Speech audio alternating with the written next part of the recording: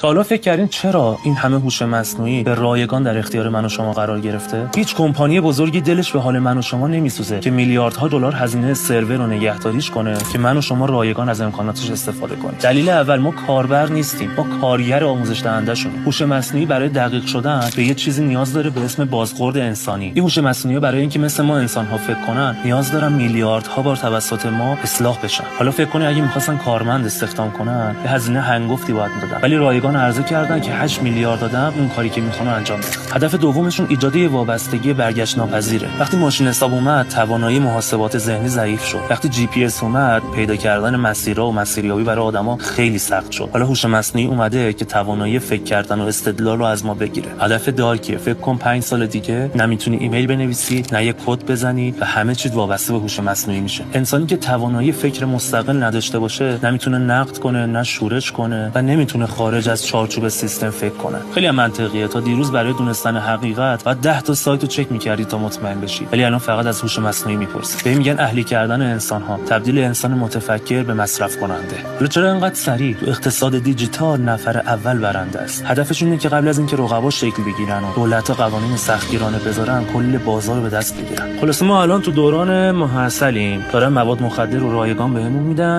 قبضش بعداً صادر میشه. مرسی.